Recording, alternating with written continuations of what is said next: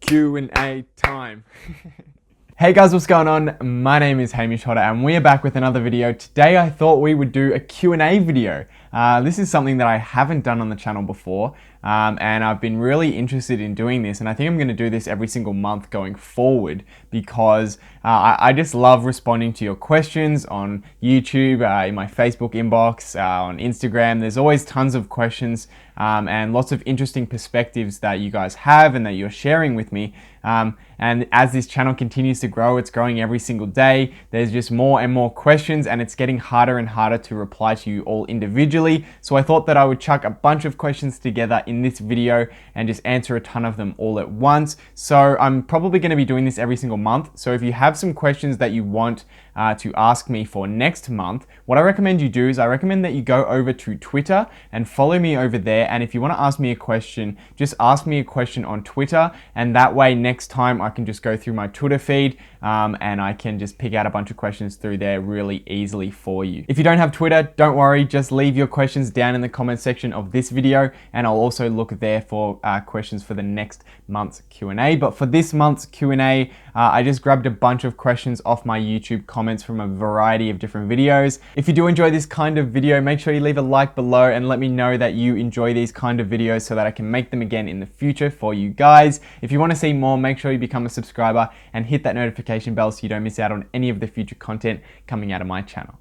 But for now, let's jump into it. All right, so the first question I've got here is from Monica, and she asked, where did you get the numbers for free cash flow for Thor Industries? So this is a pretty specific question, but I thought I'd answer it anyway because it is about free cash flow, and I have had a number of people ask me about free cash flow and where do I get my numbers from. So essentially, there's a website called quickfs.net, and they have a bunch of numbers on there. They do have the free cash flow numbers on there, but usually it's just for the last 7 or 8 years. So you can't get the full 10 years, and often they're actually not correct. So I recommend that if you are going to be doing the free cash flow numbers, go ahead and get them off QuickFS, but then you're also going to want to compare them to another website. And the website that I like to compare them to is the Wall Street Journal. And now they only have the last 5 years of data for free cash flow, but you can check if it's the same as QuickFS, so then you know that QuickFS has calculated it correctly for that specific company.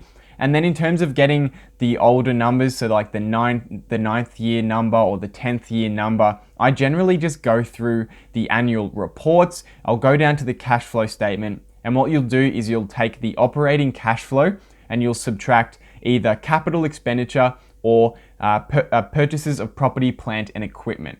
Either of those, they're both the same thing, but sometimes it's written as capital expenditure, sometimes it's written as property, plant, and equipment, but you want to subtract that from operating cash flow, and that will give you the free cash flow. So you can calculate it manually to make sure that you're getting the correct numbers, but that's how I do it personally. So I will first go onto a website like QuickFS or Wall Street Journal to get the numbers, and then of course I'll go through and make sure that they are correct by manually checking them individually. The next question we have is from Shane, and he asks, Hamish, are you looking to invest in Lam Research at its current share price? Now, this is a question that I've had a bunch of times. So a while back, I made a video on Lam Research, and I essentially basically gave it a buy price that was, I think, 10 to 15% below what the stock price was at the time. And since then, Lam Research and a bunch of other businesses in the semiconductor industry have fallen quite dramatically. And Lam Research is one of the ones that have fallen below my buy price. So I've been getting a bunch of questions about whether or not I think it's a buy at the current price. But essentially, after I made those videos, I did some more research into the semiconductor industry, and I realized that it's an industry that's definitely outside my circle of competence. So I don't fully understand how semiconductors work, how they're made, and sort of what are the trends in the semiconductor industry. And for that reason, I'm going to be staying away from the semiconductors for now. Maybe sometime in the future when I do fully understand semiconductors, I will be investing. But for now, for me personally, I'm going to be staying away from semiconductors and sticking to businesses that are well within my circle of competence. And if you're a beginner out there, I recommend that you do the same. The next question we have is from Remco, and they ask, which site do you use to be updated on the latest news in the stock market? That's a really good question, actually. So really, I use a number of different places in order to get news highlights, although I don't focus too much on what sort of the latest trends are in the news. I watch CNBC on YouTube, and I like to watch that to hear different perspectives on different stocks and to hear about stocks that have their earnings coming up and just had their earnings out, and sort of what these panelists are saying are moving the markets. Although I don't pay too much attention to what they're saying, because a lot of the time it's really baseless what they're saying, and they're trying to predict things like where the stock market's going to go next week, which I don't think is even possible to predict accurately. But I do like to listen to those programs to sort of get exposure to what the latest news is. Aside from that, I use Yahoo Finance, and I use Twitter a little bit, following just some CEOs like Elon Musk and Bill Gates and that sort of thing, and just sort of following some people and seeing what they're talking about on Twitter. But other than that, I'm subscribed to all of the press releases for the stocks that I hold and the stocks that I'm interested in, so that if there's some kind of acquisition or some change in the management team for any of the companies that I'm interested in, I get sent an email or a notification telling me about that. So that's basically where I get my news from, just on a regular basis. So the next question we had was, I was wondering, to what extent do you think dividend investing is a wide investing strategy? Now, essentially, so personally, I don't do much dividend investing. I have maybe 2 or 3 stocks in my portfolio. Actually, so Thor Industries pays a 1.5% dividend, or about a 2% dividend at the current price. I hold National Australia Bank that pays an 8% dividend.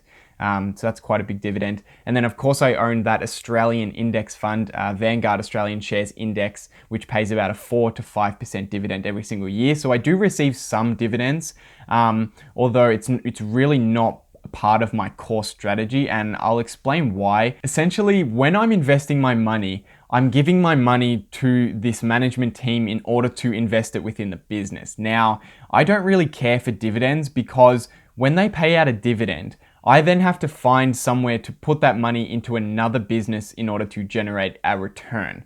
But all I want to give my money to the management team, and I want the management team to invest it internally for me. So generally I'm looking for businesses that have a high ROIC, so they have a high return on invested capital, meaning that with all the capital that they're investing within the business, they're getting a high return on it. And that high return is then reinvested and generates an even bigger return. And all of this does is increase the value of the company that you're investing in. And that's the kind of style I look for. I look for capital gains in a stock.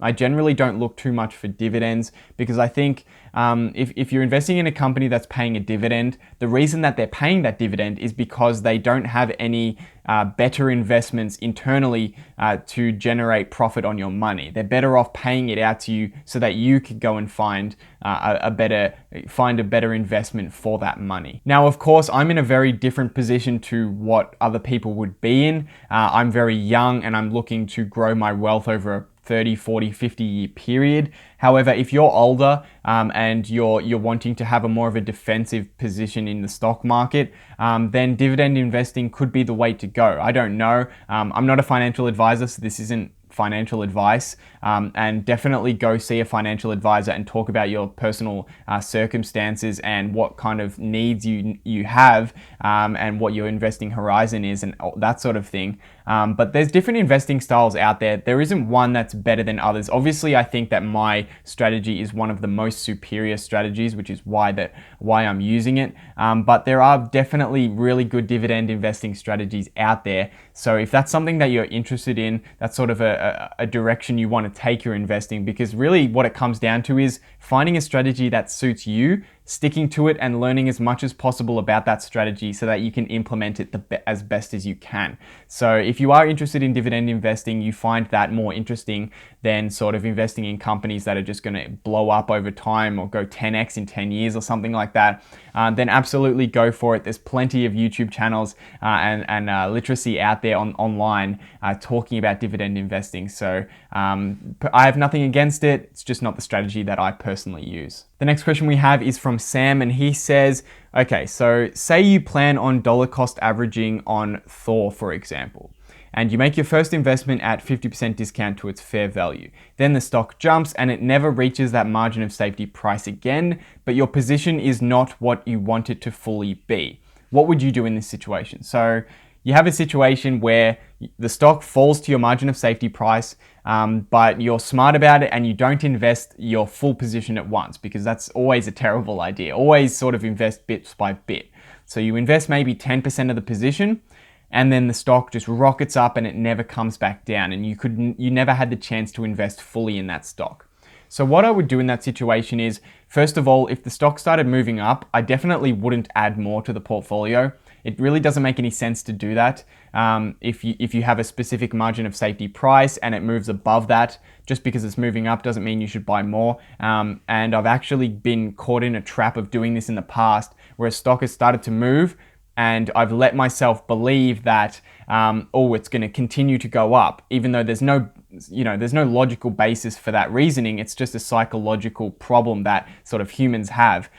So then you invest more, and then of course it comes back down and you feel like an idiot. So essentially, I wouldn't worry about missing an opportunity like that. I just invest in companies when they fall to 50% of their margin of safety. And in all likelihood, if a stock is fallen that far and is that cheap, it's likely that we're in some kind of a correction or a recession, where there will be other stocks on your watch list that are also down near their margin of safety price. And if they're not, they will be at some point in the next 6 to 24 months or that sort of thing. So I wouldn't worry about having to rush money into one particular stock because it hits its 50% margin of safety. I would just be sort of patient and wait for any other businesses to fall down to that price, and always invest in the ones that are cheap, not just sort of your favorite stock. Always invest in ones that are cheap. Of course, the businesses have to be great. You have to have a list of businesses that are great. But as long as all of the businesses that you're looking at meet all of the other criteria, if they reach their margin of safety price, just start to invest in them. And over a 10-year period, there will be lots and lots of opportunities to build on these positions. And over the very long term, you'll be able to build these positions out as much as you want. The next question we have is from Hayden, and he asks, I was wondering what platform you use to invest. Is it IG? So no, I don't use IG. My main platform, where my main portfolio is in CommSec, so that's run by Commonwealth Bank, and that essentially offers domestic, so ASX shares, as well as international shares through, so US shares. So I buy all of my main stocks through the CommSec platform, but then of course I have that YouTube stock portfolio series, where I have a public portfolio, and that portfolio is on the Stake Trading app. So that's a website where from Australia, you can invest in US companies with zero brokerage. So it's a pretty cool platform if you guys want to check it out. I'm not affiliated with them anymore, so I'm not trying to promote them or anything. It's just a platform that's really good and that I've used it for the series. And I recommend you go checking out that series if you haven't seen it already. But essentially, main portfolio is on CommSec. And the last question we've got here is from Brian, and he says that I too am researching Thor and your share valuation models, and would really like to hear your insights and ideas about Thor. Also, since you are a student of Phil Town, could you give your reasoning for investing in such a cyclical business when it kind of goes against the guidelines to avoid them? It's a really good question, and essentially there's a couple of reasons why I'm sort of dabbling with a cyclical business, even though Phil Town does say that it's best not to go with that kind of a business. The first point is that of the cyclical businesses, Thor Industries is one of the most predictable cyclical businesses I've ever seen. If you look at their historical equity growth, it's just incredible. Only in 2008 and in 2009 and maybe 2010, I think it was 3 years in a row during the global financial crisis where their actual book value, their actual equity went down. During any other recession in the past 25 years, their equity has continued to grow during that period. So even though they are a cyclical business, they have a really, really strong strategy at mitigating the effects of a downturn in the economy, and they're able to continue to grow their equity over the very long term. So for that reason, I think it's a little bit unique, and I think that the fact that it's cyclical offers the opportunity to buy it really, really cheap when we have this recession. So I don't think it's quite there yet. I think it's cheap, but I don't think it's at the bottom, and I don't think we'll see the bottom for quite some time, maybe 1, 2, or 3 years. But there will be a time in the near future where we have a recession and the demand or the purchasing power of individuals will go down dramatically, and the number of units sold, the number of RVs sold will fall quite dramatically. And with that, Thor's price will continue to fall quite dramatically. Now, I think it's fallen quite a fair way already. I think it's done quite a lot of the falling already, but I do think that if we see their earnings cut by 50%, 60%, 70%, we might see the stock price fall another 50%, or in that range, maybe 30 to 50%. And I think that a stock like Thor, because it is so predictable over the long term, it just offers the opportunity to make a lot of money, because I've started to invest in it now. I plan on investing a lot more into Thor Industries as it continues to fall. And I think that over the long term, their value is going to increase quite dramatically. They've increased their equity at 13% per year over the past 25 years. That's compounded.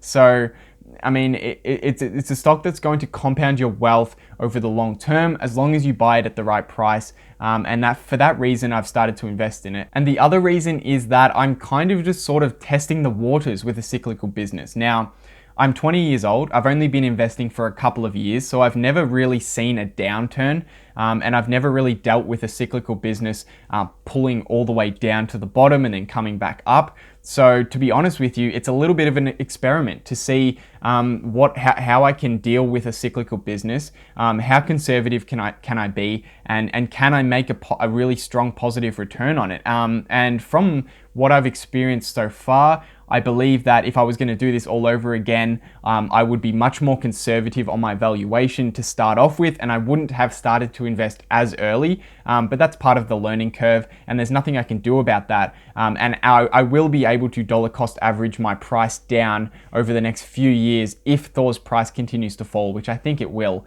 And then over the back end of that 10-year period, hopefully the cycle will come back out and we will see really strong returns from Thor Industries. But it will be very interesting to see what happens. And I'll be, of course, during a recession, I'll be looking to build out some other positions in my portfolio that are not cyclical businesses. Because, of course, if you have highly cyclical businesses all throughout your portfolio, then your portfolio is going to get hit really significantly when we go into a recession. So that's all the questions that I wanted to go through for this video. I hope you enjoyed this one, and if you do have any further questions, make sure you leave them in the comment section below, or send me a question on Twitter, and I'll be sure to add them to the list for next month's Q&A. Again, leave a like if you enjoyed the video so that I know that you guys want to see more of these videos. If you enjoy the videos and you want to see more, make sure you become a subscriber, hit that notification bell so that you don't miss out on any of the future content coming out in the near future. But for now, I hope you guys have a great day, and I'll see you in the next one.